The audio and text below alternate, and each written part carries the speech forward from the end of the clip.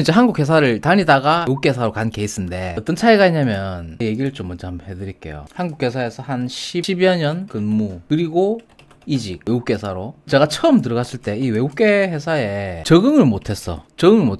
왜 그러냐면은 외국계는 영어권이죠. 뭐 외국계라고 하면은 영어권도 있고요. 저 같은 경우에는 유럽 회사였어요. 핀란드 회사예요. 핀란드. 그리고 이제 조선 해양 쪽은 어디가 많냐면은 뭐 영국, 노르웨이. 왜 이쪽이 발달돼 있었냐면 과거에는 바이킹이 있었잖아요. 그 대항해 시대 때 바이킹. 그래서 이 해양 조선이 발달한 거야. 굉장히 발달한 거예요. 조선 해양 쪽이 강국이지. 바이킹이 있었기 때문에 역사가 있어. 바이킹의 역사가 있잖아요. 한국 회사는 일단은 이게 소통이 좀 되죠. 소통이 쉽고 체계가 아무래도 이제 체계적이고 어떤 자율성보다는 업무 지시에 순종하는 문화. 그리고 외국계라고 해서 무조건 돈을 다 많이 주는 것도 아니고 한국 회사라고 해서 돈을 또 무조건 적게 주는 것도 아니에요. 그러니까 급여는 다 다르다. 근데 이 자율성보다는 업무 지시에 순종하는 문화잖아요. 근데 반대로 외국 회사는 모든 걸 혼자 해야 돼. 모든 걸 혼자 일을 혼자 한다. 프로젝트를 도와주는 사람이 그러니까 그 극단적으로 얘기하는 거예요. 이거는 뭐 모든 회사가 다 그런 건 아닌데 제가 있었던 데는 약간 그런 경향성이 있었어. 권한을 확실히 주는 거예요. 권한을 준다. 권한을 주는 대신에 내가 책임져야 되는 거야. 내가 책임지는 거예요.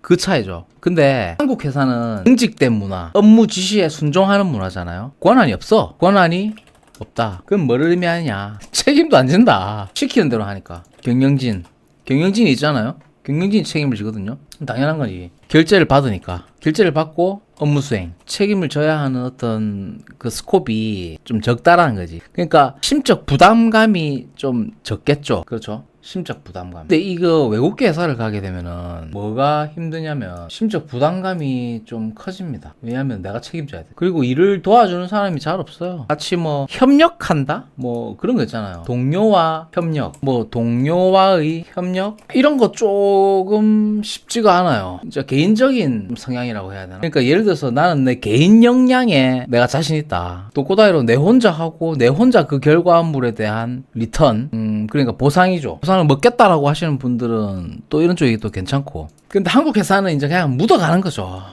한국 회사들은 동료들하고 동료들의 업무 성과 묻어갈 수 있다. 근데 이게 장점인지 단점인지는 잘 모르겠어요. 이제 1인분 안 해도 1인분치 월급 받는다는 거지. 이제 외국 회사들은 안 그래요. 바로 나가리입니다. 1인분 못 하잖아요. 바로 쫓겨나는 거야. 나는 쫓겨나기 전에 내가 내 발로 나왔는데 왜냐면은 일이 어려워요. 난이도가 쉽지가 않아. 한국 회사는 일이 쉽거든요. 그냥 왜냐면 언어적인 것도 있죠. 언어적인 것. 난이도 중정도 쉽다. 일 자체가 쉽다라는 거예요. 근데 외국계 이런 쪽은 뭐 제가 했던 데는 일이 어렵다라고 하는 수준은 거의 미분적분 정도라고 생각하시면 됩니다. 여러분 미분적분 하면은 존나 어렵잖아. 뭔 말인지도 모르겠어. 일을 어떻게 해야 될지도 모르겠어. 누구한테 도움을 청해야 될지도 모르겠어. 매뉴얼도 전부 다 영어로 돼 있어. 이래 대해서 해본 사람이 없어. 모든 일을 그냥 내가 부딪히면서 내 혼자 스스로 해내야 되는 거야. 현장에서 맞춰먹게 해야 되는 거예요. 뭐 3주 4주 동안 외국에 혼자 나가가지고 현장 가가지고 아무것도 없는 데서 내가 그걸 다 만들어내야 되는 거야. 도와준 사람이 아무도 없어. 그럼 얼마나 그 부담감이 심하겠어요. 1000만원치 비행기 타고 날아가가지고 지구 반대편 가면 비행기값 뭐 500만원 1000만원씩 쓰고 뭐 월급만 7,800만원씩 받고 일 제대로 못 해왔어. 프로젝트 못 마쳤어요.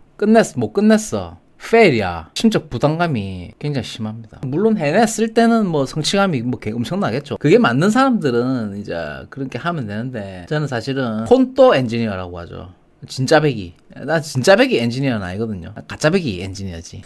흉내만 내는 뭐 그 정도 엔지니어였다 보니까 그래서 이제 그 외국계는 그렇게 오래 안 다녔어. 한 1년 정도 다녔나? 1년 정도 하다가 물론 그것 때문에 그만둔 건 아니에요. 이런저런 당하다라고 생각했던 것들이 좀 있었고 한국 회사에서 이제 받았던 급여, 싱가포르 주재원 할 때 받았던 급여에 대해서 이제 많이 못 미치는 거야. 본전 생각이 나는 거죠. 본전 생각 나지. 챗GPT한테 물어보셔도 되죠. 근데 챗GPT는 뭐가 없냐? 휴머니즘이 없잖아요. 휴머니즘이. 그게 챗GPT하고 철PD의 차이입니다. 시설 전기 과장하고 안전관리 어떤 차이가 있느냐? 일단은 공통점은 급여가 비슷해요. 안전관리가 약간 적다. 근데 이건 회사마다 다른데 보편적으로 급여가 좀 비슷하고 또 보편적으로 안전관리 쪽이 급여가 조금 작아요. 근데 정규과장은 수용가에 상주하는 거죠. 상주하는 근무. 예를 들어서 9 to 6. 예를 들어서 9 to 6. 근데 안전관리는 또 좀 다릅니다. 안전관리 쪽은요. 외근이 많아요. 외근이 많고 주 한 3, 4회 정도. 그리고 뭐 하루 이틀 정도는 사무실에서 내근, 서류 작업, 프리하죠. 그렇게 어렵진 않은데 이제 조금 이제 성가신 일들이 좀 있죠. 전기기사 무자격은 안 써줍니다. 자격증 없다고 하고 들어가죠. 뭐 그런 것들이 있고. 그리고 이게 또 안전관리가 회사에 따라서 또 다른데 인센티브제가 또 있어요. 인센티브제. 그러니까 뭐 급여 외 이제 영업수당 뭐 이런 것들이 있기 때문에 이게 또 다르고. 그리고 이 뭐 수용가 뭐 빌딩이나 아파트나 이런 데 정규과장은 이윤을 창출하는 조직이 아닙니다. 이윤을 창출하는 조직이 아니다. 돈을 벌어오는 조직이 아니라는 거죠. 근데 이 안전관리는 이윤을 창출하는 조직입니다. 돈을 벌어와야 한다. 영업이라는 거지. 영업이 중요합니다. 뭐 어떤 회사에 갔어도 영업이 제일 중요해요. 왜? 정신이 존재하는 이유는 뭐죠? 정권 유지죠. 기업이 존재하는 이유는 이윤 추구입니다. 이윤 창출이에요. 돈을 못 벌어오면은 그 회사는 망하는 겁니다. 돈을 벌어와야 돼요. 그 차이입니다. 그로 인해서 여러 가지 이제 이 조직 문화라는 게 다른 거예요. 이게 제일 커요. 일반 수용가 이런 데는 돈 벌어오는 데 아니고 메인터넌스거든요. 그냥 메인터넌스. 이게 제일 중요한 거야. 근데 가능하면 이윤을 창출하는 조직에서 일을 하는 게 더 좋습니다. 있는 돈 까먹으면서 메인터넌스 유지보수 하는 거는 잘해야 본전이거든. 잘해야 본전이기 때문에 그게 좀 다르고. 그 다음에 이제 하는 일 자체도 정기과장은 말 그대로 이제 유지보수고 좀 전문 지식이 부족하고 배울 기회가 없어. 왜? 민원 처리하는 사람이잖아요. 근데 이제 안전관리나 이제 직무고시 이런 쪽을 하면은 배울 수 있는 기회가 많다.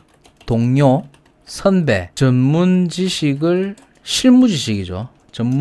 실무지식 배울 수 있는 기회가 많다라고 하는 게 이제 차이가 큽니다. 그런 차이가 커요. 그리고 제가 이제 뭐 늘상 하는 얘기지만 이 수용가 상주하는 이제 뭐 시설 관리 있잖아요. 상주 시설 관리 전문 지식이라든지 뭐 실무 이런 거 배울 게 개 쥐뿔도 없습니다. 배울 게 전혀 없다. 그냥 내 시간을 월급과 교환하는 수준이지. 감단직이라고 하잖아요. 감시 단속 근로자. 집 지키는 개라는 뜻이지. 감시 단속 근로자고. 근데 이쪽은 또 약간 다른 게 AS 콜, 문제 해결. 뭐 이제 전기 쪽이죠. 전기 쪽 일. 요런 쪽을 이제 실제로 내가 이제 현장에서 문제를 보고 해결을 하게 되면 이제 성취감도 생기고 그래도 좀 이렇게 좀 다른 거죠. 수용 가지고 가면은 여기는 상주하는 전기안전관리자가 없기 때문에 전문 지식이 없는 사람들을 상대하는 거거든요. 그래도 아파트 이제 전기과장 이런 데 가면 바보는 아니야. 그래도 걔들이 전기기사 자격증을 또 가지고 있고 어느 정도 기초적인 건 아는데 수변전반 뭐 이거 실무는 또 잘 모르는 경우가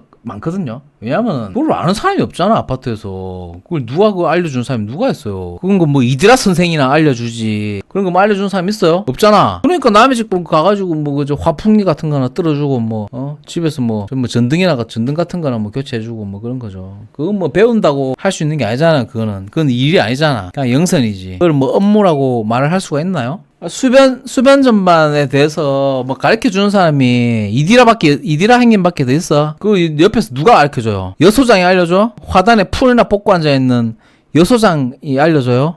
그 누가 그거에 대해서 뭘 안다고? 아는 사람 누가 있어 거기에? 시설 관리에서 전기직 공기업 가려면 설계 감리, 자동 제어, 전기 공사 직무를 먼저 거치고 가는 게 메리트가 있어요. 아니요. 그런 것보다 NCS예요. NCS. 그런 커리어보다 공기업 같은 데는 학벌하고 자격증, NCS, 영어 성적 그런 것들을 보지. 경력직 그런 거 잘 안 봐. 그리고 나이가 좀 어려야 돼요. 나이가 30이면 조금 많을 수도 있어.